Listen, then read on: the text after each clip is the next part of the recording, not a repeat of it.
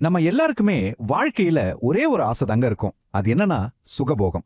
அதாவது எந்த தடையுமே இல்லாம சந்தோஷமா வசதியா ஒரு வாழ்க்கை வாழணும். சரி, இந்த ஆனந்தமான வாழ்க்கைக்கு ஒரு சாவி இருக்குன்னா அது எங்க இருக்குன்னு யோசிச்சிருக்கீங்களா? ஆமாங்க. நல்ல அழகு, எவ்ளோ செலவு செஞ்சாலும் குறையாத செல்வம், மனசுக்கு நிறைவான சந்தோஷம், இதெல்லாம் உன்ன கிடைக்கணும்னு யாருக்கு தான் ஆசை இருக்காது? உங்களுக்கு அந்த ஆசை இருக்கா? அப்ப ஜோதிடம் நமக்கு ஒரு சூப்பரான வழியை காட்டுது.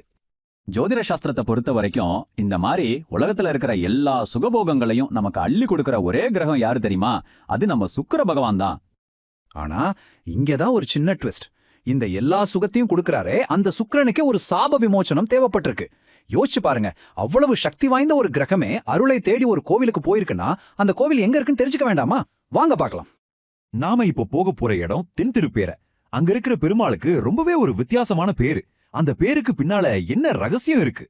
பெருமாளோட பேரு மகர நெடுங்குழை காதர். கேட்கவே ரொம்ப அழகா இருக்குல்ல? இந்த பேருக்கு அர்த்தம் என்னன்னு பார்க்கலாமா? மகரம்னா மீன், நெடுங்குழை அதுக்கு அர்த்தம் நீண்ட காதணி, காதர்னா காதுகளை உடையவர். அப்போ எல்லாத்தையும் சேர்த்தா மீன் வடிவத்துல நீண்ட காதணிகளை அணிஞ்சவர். அடடா, பேர்லயே ஒரு கவிதை இருக்கு பாத்தீங்களா? நீங்க கருவறைக்குள்ள போனீங்கன்னா அங்க ஸ்ரீதேவி பூதேவி ரெண்டு பேரோடையும் பெருமாள் ரொம்ப கம்பீரமா உட்கார்ந்த கோலத்துல காட்சி தர்றாரு. அவர் காதுல அந்த பேருக்கு காரணமா இருந்ததே அந்த மீன் வடிவ காதணிகள் அப்படியே தீவீகமா ஜொலிச்சுக்கிட்டு இருக்கும். அதுதாங்க அந்த பெருமாளோட ஸ்பெஷல் அடையாளம். சரி, பெருமாள் இவ்வளவு சிறப்பானவர்னா அவர் இருக்கிற அந்த இடத்துக்கு ஒரு கதை இருக்கணும்ல? நிச்சயமா இருக்கு. அந்த ஊரோட பேரே ஒரு தெய்வீக வரத்தினாலதான் வந்துச்சு. ஒரு சமயம் பூமி தேவிக்கு மனசுல ஒரு சின்ன வருத்தம். மகாலட்சுமி மாதிரி தனக்கு பேரழகு இல்லையென ஏங்குறாங்க. தன் குறைய தீர்த்துக்க நேரா இந்த இடத்துக்கு வந்து தாமிரபரணி ஆத்துல நீராடி பேரேங்கிற ஒரு மந்திரத்தை சொல்லி ரொம்ப கடுமையா தவம் பண்றாங்க. அவங்க தவத்தை பார்த்து மனமெருங்கின பெருமாள் அவங்களுக்கு ஸ்ரீதேவிக்கு நிகரான ஒரு தெய்வீக அழக, அதாவது ஒரு பேரைய வரமா கொடுக்கறாரு. இப்படி பூமி தேவிக்கு அழகான பேரை, அதாவது உருவம் கிடைச்சதால இந்த இடம் திருப்பேரேன்னு பேர் வாங்குச்சு. பாருங்க, இந்த ஊரோட பேரே ஒரு வரத்தினாலதான் வந்திருக்கு. அப்போ பெருமாளோட காதணிக்கு பின்னாலே ஒரு கதை இல்லாம இருக்குமா? வாங்க அந்த அற்புத கதையும் கேட்கலாம். ஒரு காலத்துல மழைக்கு அதிபதியான வருண பகவானுக்கு ஒரு சாபம் கிடைக்குது. அதனால பூமி முழுக்க பயங்கர வறட்சி. தன்னோட தப்ப உணர்ந்த வருணன் நேரா அந்த திருப்பேறு ஸ்தலத்துக்கு வராரு. வந்து பெருமாள் காலில் விழுந்து மனமுருகி வேண்டிக்கிறாரு. அவரோட உண்மையான பக்தியை பார்த்த பெருமாள் மனம் இறங்கி அந்த சாபத்தை நீக்கி மறுபடியும் மழைய பொழிய வைக்கிறாரு. இதுக்கு நன்றி கடனா வருணன் தங்கிட்ட இருந்த ரொம்பவே விலை மதிப்பு முடியாத பொக்கிஷமான அந்த மகர குண்டலங்களை, அதாவது மீன் வடிவ காதணிகளை பெருமாளுக்கு பரிசா கொடுக்கறாரு. அந்த பரிசை ரொம்ப சந்தோஷமா ஏத்துக்கிட்ட பெருமாள், வருணா, நீ இவ்வளவு பக்தியோட கொடுத்த இந்த மகர குண்டலங்களை நான் எப்பவுமே அணிஞ்சிருப்பேன்னு ஒரு வாக்குறுதி கொடுக்கறாரு. அதனால நாம அங்க பாக்குறது வெறும் நகை இல்லைங்க, அது பக்தியோட ஒரு சின்னம், தெய்வீக அருளோட அடையாளம். பூமி தேவிக்கும் வருண பகவானுக்கும் அருள் செஞ்ச அதே பெருமாள் தான் நமக்கும் வரம் கொடுக்க காத்துக்கிட்டு இருக்கார். சரி, இந்த கோவில்ல நம்ம வேண்டுதல்களை எப்படி நிறைவேற்றிக்கிறதுன்னு இப்ப பார்க்கலாம்.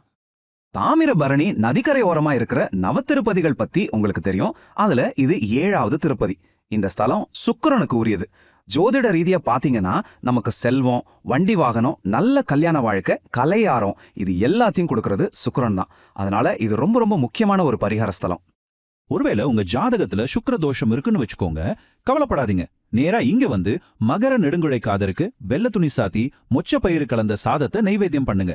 உங்க தோஷம் எல்லாம் நீங்கி நல்லது நடக்க ஆரம்பிக்கும். குறிப்பா மியூசிக், டான்ஸ், சினிமா இந்த மாதிரி கலைத்துறையில இருக்கிறவங்க கண்டிப்பா வழிபட வேண்டிய கோயில் இது. சுக்கிரனோட அருள் மட்டும் இல்லைங்க, வாழ்க்கையோட மிக முக்கியமான வரமான குழந்தை பாக்கியத்தை அருளக்கூடிய ஒரு ஸ்பெஷல் வழிபாடும் இந்த கோவில்ல இருக்கு. கோவில் பிரகாரத்துல விதர்பாறைன்னு ஒரு புனிதமான பாறை இருக்கு. குழந்தை பாக்கியம் வேணும்னு வேண்டிக்கிறவங்க இந்த பாறை மேல மஞ்சள் பூசி அழகா ஒரு கோலம் போட்டு மனமுருகி வேண்டிக்கிட்டா சீக்கிரமே அவங்க வீட்டுல மழலை சத்தம் கேட்கும்னு இங்க ஒரு அசைக்க முடியாத நம்பிக்கை இருக்கு.